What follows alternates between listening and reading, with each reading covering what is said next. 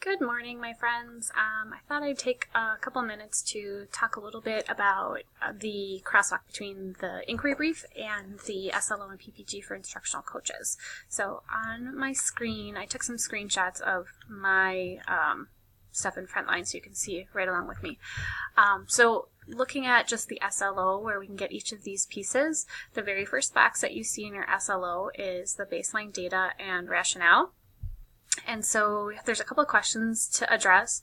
And so if you look at the inquiry brief, number 1 in the first column, so let me pull that document over so you can see what I am talking about. Going all the way up here. So inquiry, this is step 1. So the first column is what I'm talking about here. So when you go in this document, what is the teacher or student learning need and what evidence supports this need? So really what we're talking about is the second question here, what evidence supports this need? And so that would be really critical information to put in that first SLO box when you're copying over. Now, depending on how detailed you got in your inquiry brief, you may need to expand a little bit more for your actual SLO document, because there's some specific questions that it's asking. So trends and patterns, what sources of data, and so forth. So you might have to, like I said, get a little bit more robust information there, or even gather some baseline data based on what your initial goal was. Then if you go into the next part of the SLO, you need to enter the content and grade level. So what is your focus for this goal? Are you supporting certain instructional practices or shifts? And what are you supporting in this SLO? So for this would be the teacher and student needs that you identified in your rationale. So again, going from inquiry brief step 1, looking at this question here. So what is the teacher or student learning need? So you may have both. You may just have a teacher. You may just have a student. So for instance, if I go to my example, I think that we shared at the meeting, the need was that students don't know where they are in their understanding, and teachers aren't sure how to effectively use learning targets and success criteria to provide feedback. So when I fill out my support content, my focus is really going to be supporting teachers in using success criteria to provide targeted feedback to students. So that's really the focus. And then beyond that, there's not much else. So then you move on to support population. So typically this is going to be the teachers who engage in coaching cycles, and if you are including a student outcome component as a part of your SLO as well, then it would be the teachers who engage as well as the students of the teachers who engaged. So it just kind of depends on how you want to set that up. Going into the next part then, targeted growth. What will success look like to meet this goal? So I kind of like setting these up with sentence frames. So I added this in here. I will know I'm making progress toward the overall goal if teachers, and then this statement comes from your inquiry brief step 5. So if we look at inquiry brief step 5, these are what are the indicators for success for student and or teacher learning. So if I indicated, my goal is around, say, teachers providing feedback, there might be some smaller goals that are going to get me towards that. So first, teachers are planning according to learning targets. Second, teachers are communicating the learning targets to students. And so those are going to be indicators that as they build up, will eventually get to my overarching goal. So they're kind of like the progress checkers. So that's where that comes from. And then also if you have some student outcomes, then you could add those as well. So in this example, potentially I could have, and students are reflecting on where they are in their learning according to the feedback or learning targets or something like that. In this case, I'd probably more focus on the teacher outcomes. But either way, you can choose which one you want to focus on. Then time interval. You can make it a semester since our inquiry teams are really focusing on a semester. However, if you think that you're likely to extend this for the full year, then make it the full year. We always have the opportunity to do that mid-year reflection, and so you can come back and think, is this something that I can tweak, or I'm just going to really dig into for the entire year. And then finally, evidence sources. Well, not finally, this is not the last step, but evidence sources. How are you going to measure progress toward your SLO? So this really comes from Inquiry Briefs number 6, which is determining your data sources. So what evidence will be collected? So, what student evidence, if you are monitoring that, what teacher evidence. So potentially this would be like coaching logs or planning documents or other teacher reflective things that are showing evidence of your outcome. So like if I really want the teachers planning with learning targets, then likely our planning documents are going to have learning targets on them. If I want the teachers to provide feedback to students according to learning targets, then maybe I have some reflective documents that talk about their thoughts on how they're doing with that in class. So it's really how you think you can measure those outcomes. And then, wrong page. Support strategies and supports. This comes right from your inquiry brief, column number 3, the right column, and number 4.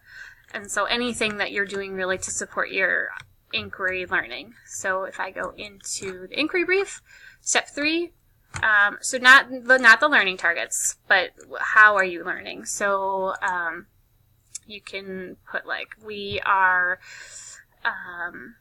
implementing something, we are engaging in coaching labs, we are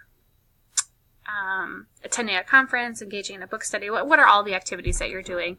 And then number 4 is just a little bit more detail about how you're going to learn throughout your inquiry process. Then finally, your SLO goal statement. So remember that this really needs to be not an outcome about you as a coach, it's an outcome for either teachers or students. So looking at this, there's some possible options here. One could be that you just kind of take it right from our coaching work plan. So this first one shows that. So during the 2018-19 school year, all teachers who engage in coaching cycles will advance at least one level in a self-selected formative assessment element from the Danielson Framework for Teaching as evidenced by coaching cycle feedback documents. Now, I would only select this one if everything that you're focusing on for inquiry is really, really directly aligned to this. So that might, like if your focus area is about supporting teachers in reflection about their practice, this probably would align pretty well. But if you focus on maybe like the success criteria piece of it, then potentially this might not align as much, and so you might want to go a little bit more specific. So one of these other options, so the second one here is blank, and then the third one is one that's kind of filled in. So you fill in a percentage of teachers engaged in coaching cycles, put in your teacher need, and then as evidenced by coaching cycle data forms. And again, like you can leave that kind of broad right now and kind of figure it out as you go. But my example here would be, during the 2018-19 school year, at least 80% of teachers who engage in coaching cycles will provide students feedback according to learning targets and success criteria as evidenced by coaching cycle data forms. So the need is that they're providing that feedback and then going from there. So this is a really specific SLO, really tightly tied to my inquiry brief. So I do, like I said, I have a couple of options. Whatever way you go, whatever makes the most sense for you is what I want you to put down as your SLO. And then finally, if you are not in a summary year, you can put in your inquiry teammates into people that are working with you because they're supporting you right along this process. And then moving into the PPG, you would craft your PPG statement. So this really comes from your inquiry brief, step 3, the question. So, looking at the question, not step 3, sorry, step 2, I'll have to change that.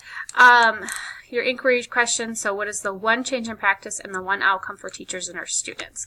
So, looking at this, you can start with this sentence frame, I will investigate and implement, and then put in that one practice, and then so that, and then put in that one teacher-student outcome. So in my example, kind of the idea of feedback, I will investigate and implement, I don't know what I put, let me see. I will investigate and implement co-conferring, the coaching move of co-conferring to develop teachers' ability to provide feedback that successfully moves student learning forward.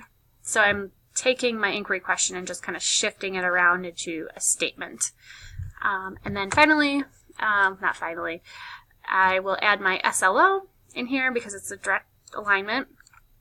And then based on the coaching formative assessment area, this is where you can select the components that align. So I did create a document here that aligns the areas.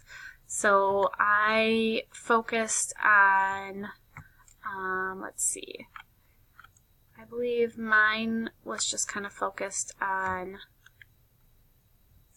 this one, co-developing proficiency skills. So it's kind of talking about the feedback piece of everything. So I can see that this really ties to 1A, 3A, 3B, and 3C. So as I look at those, I'm really thinking that I want to focus on 3B and 3C. So I don't necessarily pick all of them. I just really want to focus on the key ones that I think are directly aligned. So then in my document, I can go and add, 3B and 3C into this document.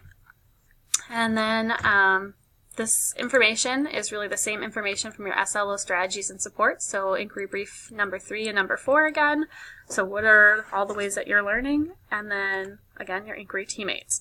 So there's a lot of overlap between the two if you've chosen to write your SLO and PPG according to your inquiry. Remember, with your SLO, though, it really has to be about the changes not in your own practice. That's the PPG. The PPG is the changes in your own practice. The SLO is really the changes in the teacher outcomes as a result of what you're doing. So, teacher and student outcomes. So, hopefully that helps provide a little bit of clarity on writing your SLOs and PPGs. If you have questions, just let me know. I hope I didn't say and blabber on too much in this video, but thought a video would be more helpful than just sending an email. So hope that makes sense, and let me know if you have questions.